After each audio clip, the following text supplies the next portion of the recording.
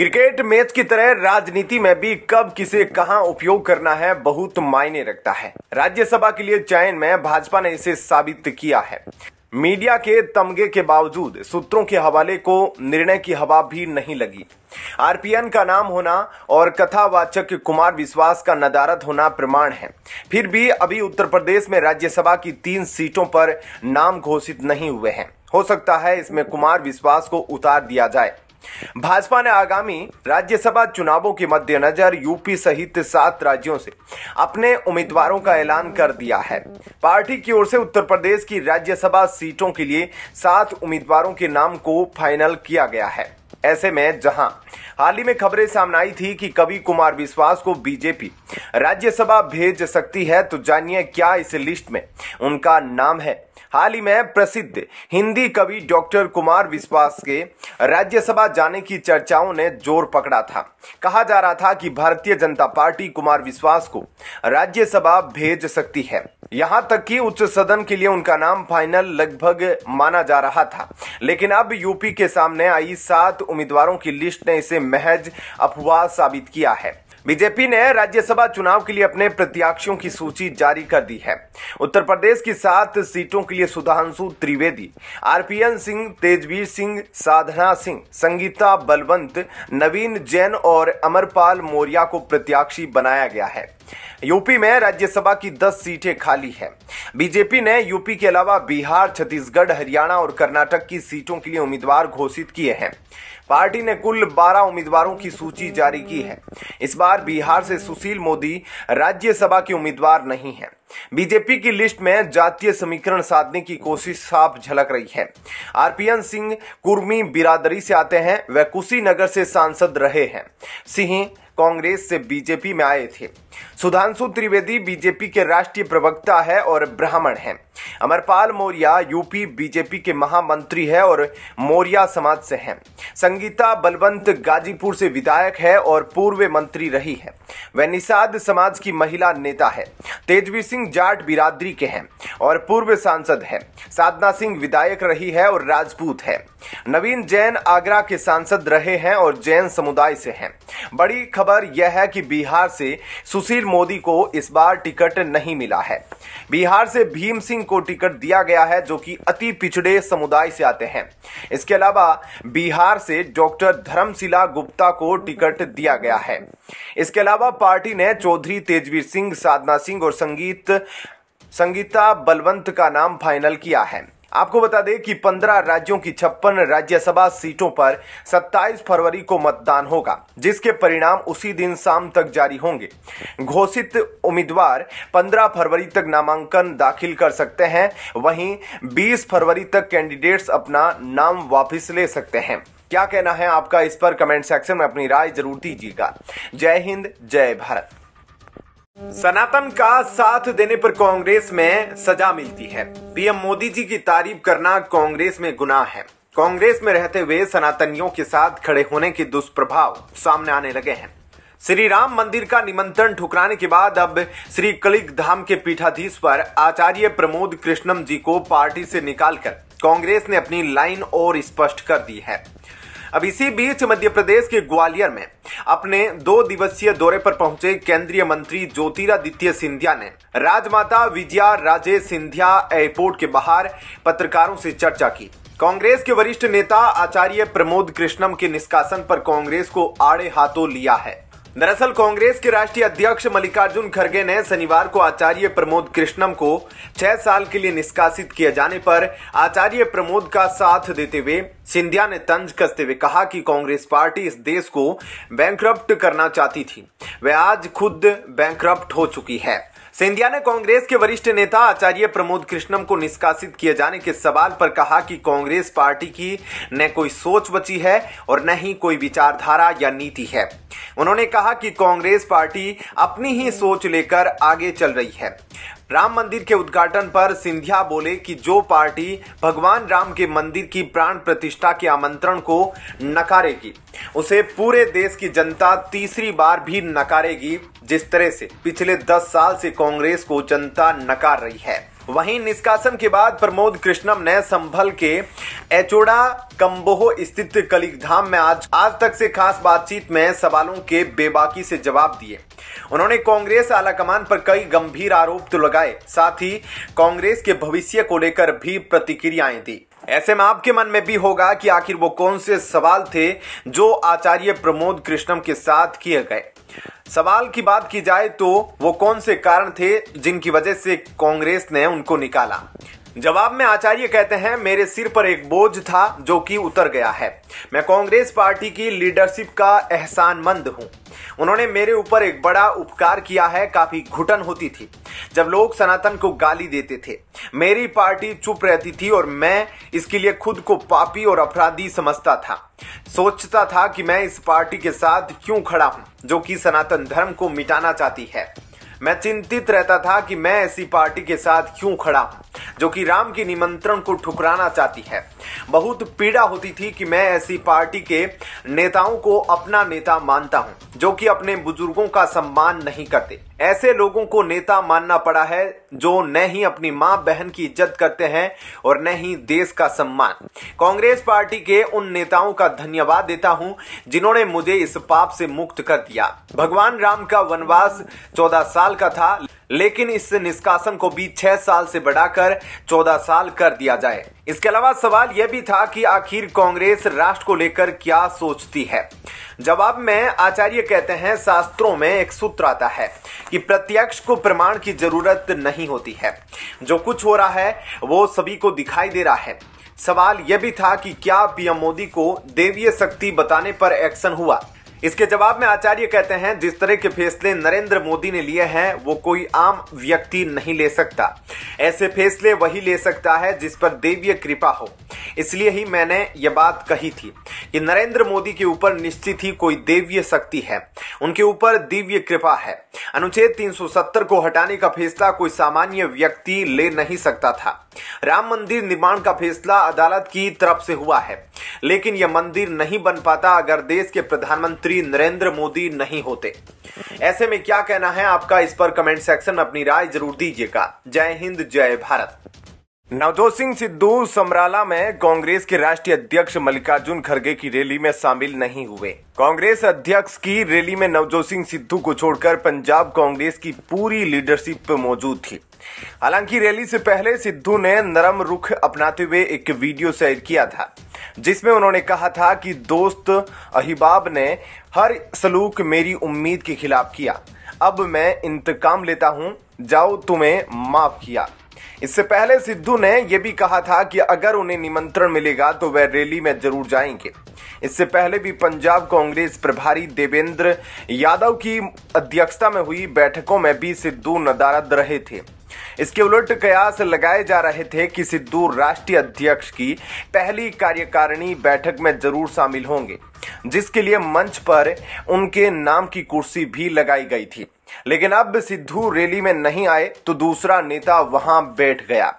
सिद्धू की गैर मौजूदगी की वजह से पंजाब कांग्रेस के वर्कर्स का कन्वेंशन किसी और कारण से ही चर्चा में आ गया। मंच पर नवजोत सिंह सिद्धू के नाम की स्लिप लगी कुर्सी भी मौजूद थी, लेकिन नवजोत सिंह सिद्धू कार्यक्रम में नहीं आए। हालांकि बीच में खबरें आई कि नवजोत सिंह सिद्धू को कार्यक्रम का इनविटेशन ही नहीं मिला, लेकिन पंजाब कांग्रेस के महासचिव कप्तान संदीप संधू ने कहा कि पंजाब कांग्रेस के तमाम पूर्व अध्यक्षों, पदाधिकारियों और तमाम नेताओं को इस कार्यक्रम के लिए बुलाया गया था, लेकिन नवजोत सिंह सिद्धू क्यों नहीं आए वो तो खुद ही बता सकते हैं।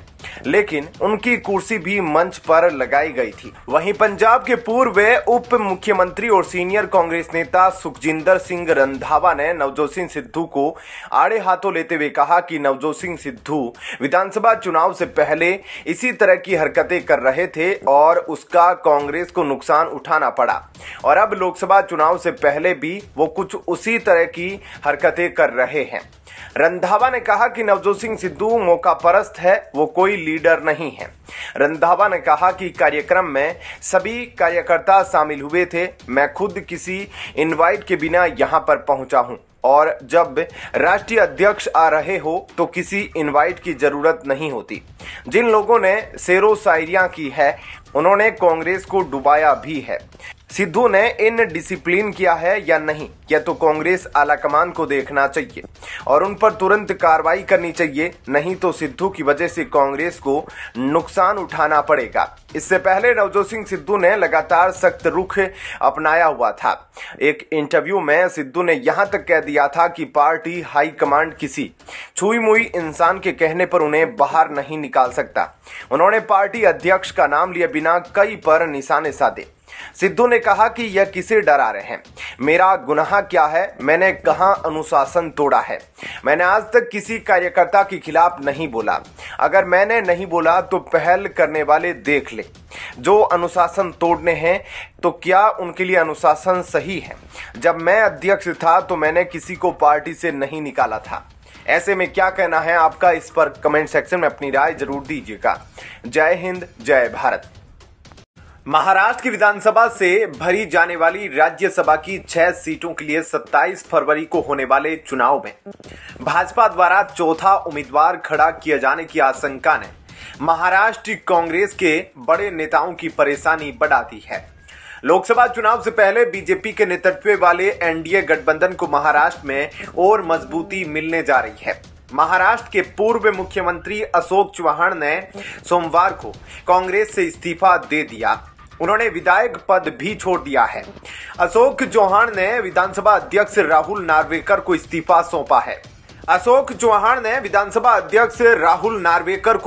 सौंपा है। इससे पहले मिलिंद देवड़ा ने 14 जनवरी तो बाबा सिद्दीकी ने 8 फरवरी को कांग्रेस छोड़ दी है।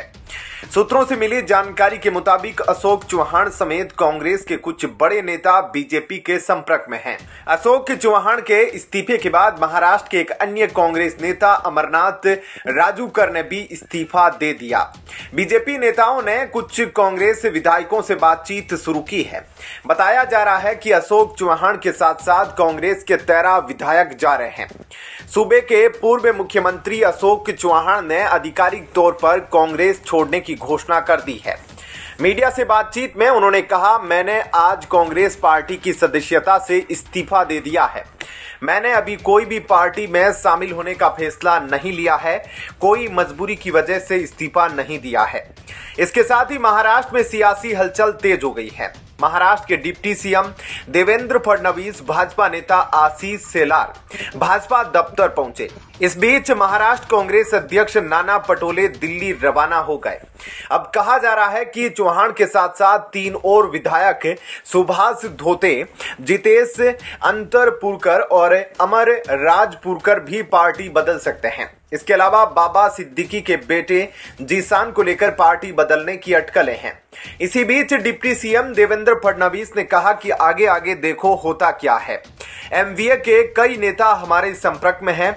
मुझे विश्वास है कि वो भी बीजेपी ज्वाइन करेंगे। इससे पहले कांग्रेस के मिलिंद देवड़ा और पूर्व राज्य मंत्री बाबा सिद्दीकी ने इस्तीफा दिया था। इस तरह एक महीने में महाराष्ट्र कांग्रेस के 3 बड़े नेता इस्तीफा दे चुके हैं। खबरें हैं कि अजीत पवार की अगुवाई वाली एनसीपी की नजरें भी कांग्रेस के 2 और बड़े नेताओं पर है। इनमें मुंबा देवी विधायक आमीन पटेल और मलाड पश्चिम से विधायक असलम शेख का नाम शामिल है। मुंबई में कांग्रेस के पास 4 विधायक है। अगर ये सारे विधायक चले जाते हैं तो कांग्रेस के पास मुंबई में केवल 1 विधायक बचेगा। अशोक चव्हाण के पहले दिग्गज नेता मिलिंद देवड़ा और बाबा सिद्दीकी भी कांग्रेस को अलविदा कह चुके हैं। अशोक चव्हाण के साथ ही ये तीनों महाराष्ट्र कांग्रेस का बड़ा चेहरा थे। एक और जहां देवड़ा मुख्यमंत्री एकनाथ शिंदे की अगुवाई वाली शिवसेना का हिस्सा बने, वहीं सिद्दीकी उप मुख्यमंत्री अजीत पवार के नेतृत्व वाली राष्ट्रवादी कांग्रेस पार्टी एनसीपी में शामिल हो गए। विधानसभा अध्यक्ष राहुल नार्वेकर का रविवार को जन्मदिन था। इस मौके पर अशोक चव्हाण उन्हें शुभकामनाएं देने पहुंचे थे। सूत्रों से मिली जानकारी के अनुसार इसी मुलाकात में इनके भाजपा में जाने की बात तय हो गई थी। हालांकि तब चव्हाण ने कहा था कि मैं उनके अच्छे स्वास्थ्य की कामना के लिए उनसे मिलने पहुंचा था। चर्चा यह भी है कि चव्हाण बीजेपी के कोटे से राज्यसभा जाएंगे। ऐसे में क्या कहना है आपका, इस पर कमेंट सेक्शन में अपनी राय जरूर दीजिएगा। जय हिंद, जय भारत। प्रधानमंत्री नरेंद्र मोदी ने 4 दिन पहले ही संसद में आगामी लोकसभा चुनाव में तीसरी बार बीजेपी की बड़ी जीत का दावा किया था और देश का मिजाज देखकर लग रहा है कि इस बार एनडीए को 400 से ज्यादा सीटें मिलेगी और बीजेपी 370 सीटों पर जीत हासिल करेगी। पीएम मोदी राष्ट्रपति के अभिभाषण पर धन्यवाद प्रस्ताव पर लोकसभा में हुई चर्चा का जवाब दे रहे थे।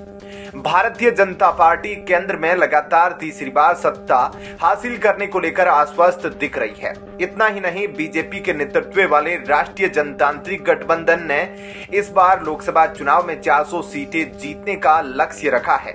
ऐसे में अगर बीजेपी को अपना टारगेट हासिल करना है तो उसे उन राज्यों में बेहतर प्रदर्शन करना होगा जहां विपक्षी दलों की सरकार है।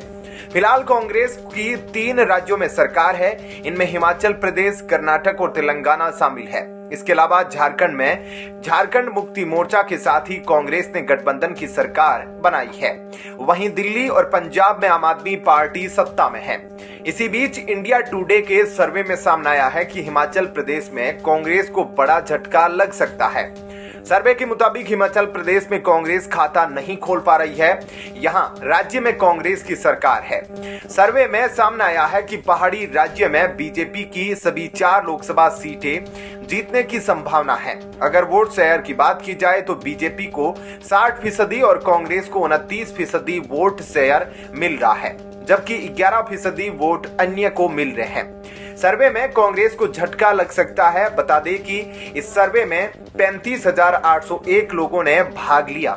इसे 15 दिसंबर 2023 से 28 जनवरी 2024 के बीच किया गया था। 2019 में भी बीजेपी ने यहां से कांग्रेस का सुपड़ा साफ कर दिया था। हालांकि उस समय राज्य में कांग्रेस की सरकार थी। 2022 में कांग्रेस ने हिमाचल प्रदेश विधानसभा चुनाव में 40 सीटें जीतकर सरकार बनाई थी। वहीं बीजेपी को यहां महज 25 सीट ही मिल सकी थी। अन्य सीटें अन्य के खाते में गई। चंडीगढ़ महापौर चुनाव में इंडी गठबंधन की दुहाई देने वाले अरविंद केजरीवाल ने पंजाब चंडीगढ़ की सभी 14 सीटें लड़ने की घोषणा कर इंडी गठबंधन को बाय बाय कह दिया।